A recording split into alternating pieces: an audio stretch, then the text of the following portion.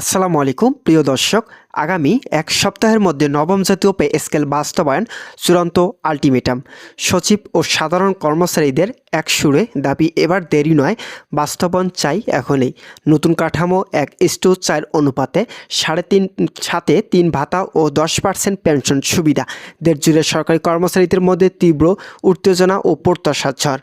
তো বন্ধুরা, এই বিষয়টি নিয়ে আজকের ভিডিওটিতে আলোচনা করতেছি, তাই আপনাদের ভিডিওটি সম্পূর্ণ দেখার জন্য অনুরোধ রইল। অবশেষে অপেক্ষার প্রহর যেন শেষ পথে। আগামী এক সপ্তাহের মধ্যেই নবম জাতীয় পে স্কেল বাস্তবায়নের দাবি জানিয়েছেন সচিব ও সাধারণ কর্মচারীরা। তারা স্পষ্ট করে দিয়েছেন, এই সময়ের মধ্যেই যদি কার্যকর না হয় তবে তারা আরও কঠোর কর্মসূচিতে যেতে বাধ্য হবেন। দেশের প্রশাসনিক কার্যক্রম সচল রাখতে যারা দিনরাত পরিশ্রম করে যাচ্ছেন, সেই সরকারি কর্মচারীরা এবার ন্যায্য দাবির জন্য এসেছে একসুরে আওয়াজ তুলতে। প্রধান উপদেষ্টা ডক্টর মোহাম্মদ ইউনূসের নেতৃত্বে গঠিত অন্তর্বর্তী সরকারের প্রথম দিকের অধিকারগুলোর একটি হলো নতুন পে স্কেল বাস্তবায়ন। সেই লক্ষ্যেই বেশ কয়েক দফা বৈঠক অনুষ্ঠিত হয়েছে। পে কমিশন সুপারিশ অনুযায়ী নতুন কাঠামোতে 1:4 অনুপাতে বেতন নির্ধারণের প্রস্তাব করা হয়েছে। অর্থাৎ সর্বোচ্চ ও সর্বনিম্ন বেতনের মধ্যে পার্থক্য থাকবে 1:4, যা আগের তুলনায় অনেক বেশি ভারসাম্যপূর্ণ। এই অনুপাত বাস্তবায়ন হলে নিম্ন স্তরের কর্মচারীরা যেমন স্বস্তি পাবেন, তেমনি প্রশাসনিক স্তরে তৈরি হবে এক ধরনের ন্যায্যতা ও সমতা। সূত্রে জানা গেছে, নতুন বেতন কাঠামো শুধু মূল বেতন নয়, বেশ কিছু ভাতা ও সুবিধাতেও বড় পরিবর্তন আসছে।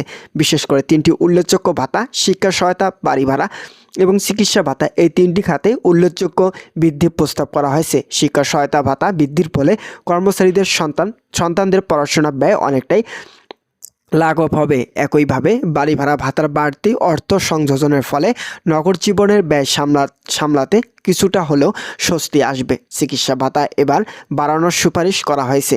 সচিব ও কর্মকর্তাদের মতে, বর্তমানে বাজারে চিকিৎসা ব্যয় যে হারে বেড়েছে তা বিবেচনায় এই বৃদ্ধি অত্যন্ত প্রয়োজনীয়। সরকারি কর্মচারীদের মধ্যেই অনেকেই এমন দাবি তুলেছেন যে চিকিৎসা ভাতাটি ন্যূনতম 5,000 টাকা করা উচিত। এই প্রস্তাব ইতিমধ্যে আলোচনার টেবিলে উঠেছে বলে জানা গেছে। তো বন্ধুরা, ভিডিওটি চলাকালীন সময় এখন পর্যন্ত যারা আমাদের এই চ্যানেলে নতুন সদস্য রয়েছেন তাদেরকে চ্যানেলে সাবস্ক্রাইব করে পাশে থাকা বেল আইকনটি অল করে দেওয়ার জন্য অনুরোধ রইল। নবম জাতীয় পে স্কেল আরেকটি বড় দিক হলো পেনশন সুবিধা। এবার অবসরপ্রাপ্ত কর্মচারীদের জন্য থাকছে 90% পর্যন্ত পেনশন ভাতা। অর্থাৎ যারা দীর্ঘদিন সরকারি সেবা দিয়ে অবসর নিয়েছেন তারা আগের তুলনায় অনেক বেশি আর্থিক নিরাপত্তা পাবেন। এই সিদ্ধান্ত অনেক পেনশনার পরিবারের মুখে হাসি ফোটাবে বলে আশা করেছেন বিশেষজ্ঞরা। একই সঙ্গে সচিবরা বলেছেন, নবম পে স্কেল বাস্তবায়নের কোনো ধরনের বিলম্ব হলে প্রশাসনিক কাজে নেতিবাচক প্রভাব পড়বে। কারণ মাঠ পর্যায়ে যারা কাজ করেন তারা বেতন বৈষম্যের কারণে ইতিমধ্যে মানসিকভাবে চাপে আছেন।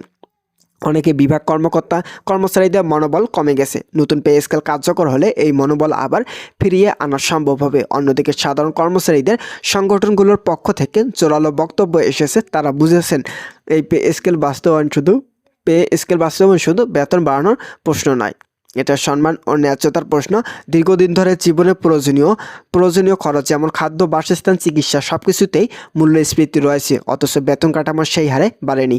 তাই এখন আর দেরি করার সুযোগ নেই। তো বন্ধুরা, যারা সরকারি চাকরিজীবী এবং কর্মচারী রয়েছেন তাদের জন্য শুভকামনা রইল। তারা পরবর্তী আপডেট পেতে অবশ্যই আমাদের এই চ্যানেলটি সাবস্ক্রাইব করে পাশে থাকার বেল আইকনটি অল করে রাখুন। অর্থ মন্ত্রণালয়ের সূত্রে জানা গেছে, নবম জাতীয় পে স্কেলের খসড়া প্রায় প্রস্তুত এবং অনুমোদনের চূড়ান্ত ধাপে রয়েছে। অনুমোদনের পর প্রজ্ঞাপন জারি করতে 1 সপ্তাহ বেশি সময় লাগবে না বলে আশা করা হচ্ছে।